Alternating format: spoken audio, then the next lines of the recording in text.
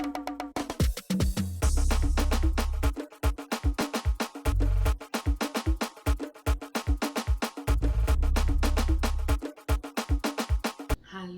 mes adorables, j'espère que vous allez bien. Quant à moi, je vais super bien. Pour ceux qui me découvrent, je suis Carole Motive. Je vous invite en même temps à vous abonner, à liker, à commenter, à partager et surtout à activer la cloche de notification pour ne manquer aucune de mes prochaines vidéos. Alors mes chers adorables, je vous reviens avec une nouvelle histoire, celle de Clarisse. Mais avant de vous la raconter, je tiens à vous rappeler que toutes les histoires que je reçois, je change volontairement les informations personnelles sous le couvert de l'anonymat. Alors pour revenir à notre histoire, Clarisse en effet est une jeune femme de 38 ans qui a épousé il y a de cela 9 ans Richard, un homme de 5 ans. C'est un couple sans enfants et qui, malgré d'autres difficultés en plus de celle-là, reste relativement soudé et épanoui. Malheureusement, un problème récurrent va soumettre à rude épreuve leur mariage. En effet, il y a quelques semaines, Richard annonce à sa femme Clarisse qu'elle ne le satisfait plus au lit. Donc faire l'amour avec elle est devenu fade et monotone. Et pour que cela change, il lui demande de mettre un peu plus de piquant dans leur relation sexuelle. Et pour ça, Clarisse doit coucher avec d'autres hommes en sa présence, aller même dans les clubs échangistes et se livrer à des partous. Clarisse est scandalisée lorsqu'elle entend ces paroles sorties de la bouche de son mari. Pourtant, Richard n'en démord pas. La preuve, en plus de vouloir accompagner Clarisse à acheter les sous-vêtements sexy et les jouets sexuels, il va jusqu'à la menacer de divorcer si jamais Clarisse refuse de réaliser ses fantasmes. Mais Clarisse juge cette demande effrayante et inacceptable. Et là commence alors un bras de fer entre les deux. Devenu distant, Richard a décidé de bouder sa femme.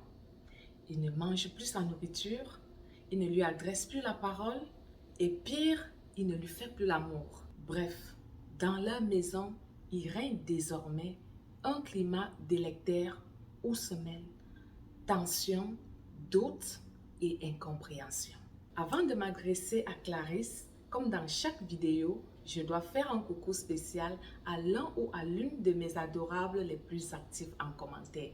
Aujourd'hui, je fais un coucou spécial à Nadine Zambo Ango.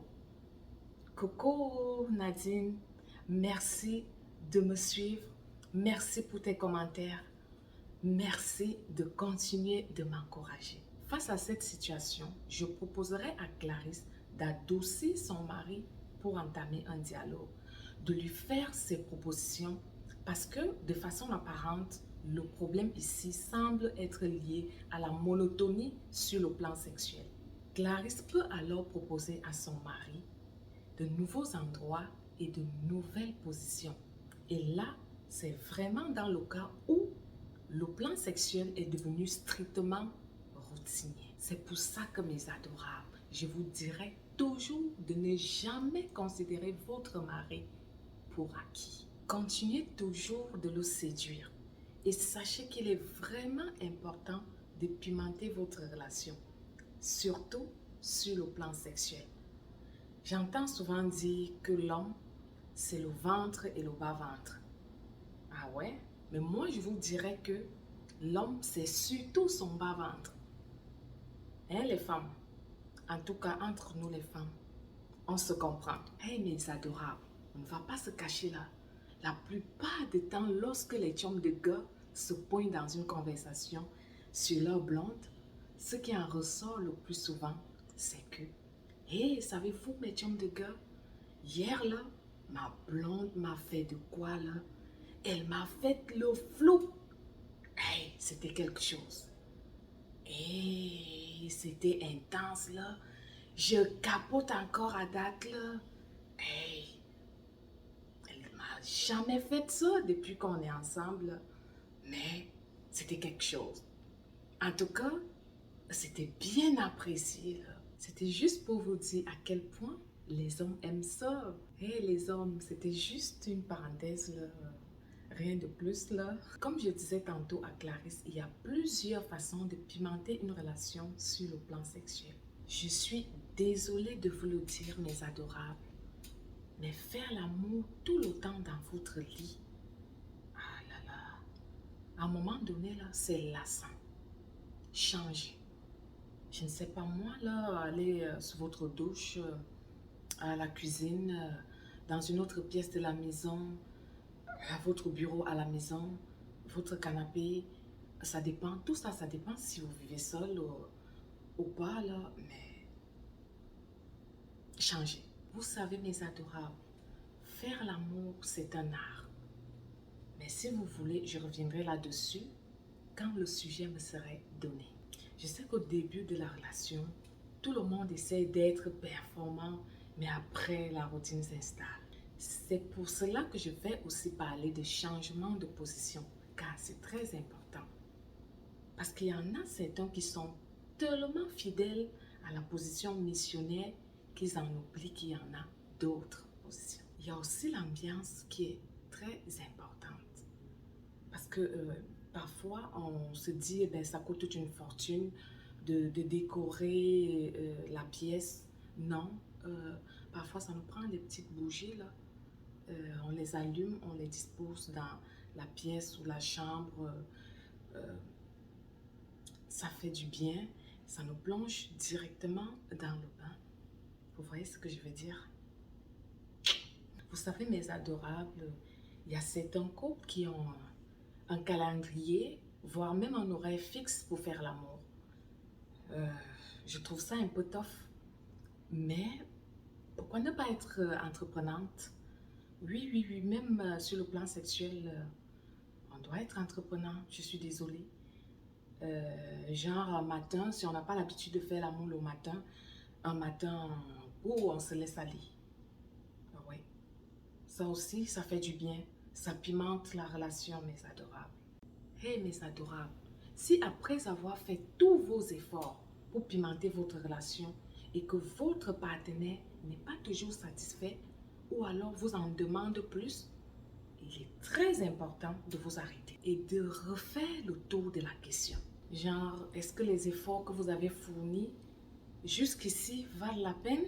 Est-ce que ce que mon partenaire me demande est en phase avec mon bien-être personnel? Pour répondre tout d'abord à Clarisse, je lui dirais que si elle estime que son mariage est la chose la plus importante de sa vie ou qu'elle ne peut pas vivre sans son mari, Richard, libre à elle de réaliser les fantasmes de celui-ci. Et là, elle vivrait en conformité avec l'idéal qu'elle s'est fixé. Si Clarisse estime que coucher avec d'autres hommes pour sauver son mariage ne cadre pas avec ses valeurs, elle doit le dire calmement mais clairement à son mari. Car il est très important de vivre en harmonie avec ses convictions, ses traditions et son éducation. Il est aussi important d'affirmer sa personnalité. Car il ne faut jamais être une bénie oui pour faire plaisir à quelqu'un. Vous savez, mes adorables, chacune des actions qu'on pose doit concourir à notre bien-être personnel. Alors, faire plaisir à autrui tout en se faisant du mal peut créer un déséquilibre interne. Car certaines pratiques sexuelles qu'on adopte par la contrainte entament notre confiance et notre estime de soi. Je vais vous prendre un exemple, mes adorables. Imaginez-vous un seul instant que votre mari choisisse vos tenues, l'homme avec lequel vous allez coucher et la position que vous allez adopter. Savez-vous à la longue quel impact vous allez avoir et ce que ça va créer en vous? Bref, parce que tout est axé sur son plaisir à lui là. Il est donc très important dans un couple ou dans la vie de se fixer des limites. Parce que la nature humaine est faite de telle sorte que vous donnez quelque chose et on vous en demande plus. Il n'est donc pas exclu que la prochaine fois, Richard demande à Clarisse de coucher peut-être avec un animal. Pour résumer, je dirais que peu importe la relation dans laquelle on se trouve, il est important de toujours considérer l'amour qu'on a pour soi-même. Donc, mes adorables, aimez vos partenaires. Mais cultivez surtout et avant tout l'amour de soi. Et cet amour de soi passe par respecter et faire respecter ses valeurs, être en harmonie avec ses choix. À la fin de cette histoire, mes adorables, j'aimerais que vous reteniez 3 choses très importantes, à savoir, quand vous êtes dans un couple, allez toujours de façon graduelle. Faites des concessions et ne vous reniez pas, c'est-à-dire vivez ou faites des choses avec lesquelles vous êtes en phase. Mes adorables, je ne saurais terminer cette vidéo sans toutefois vous rappeler qu'il y ait toujours le courage d'aller changer ce qui ne va pas dans votre vie. Je vous dis à la prochaine vidéo. D'ici à là, portez-vous bien. Je vous aime très fort. Mouah.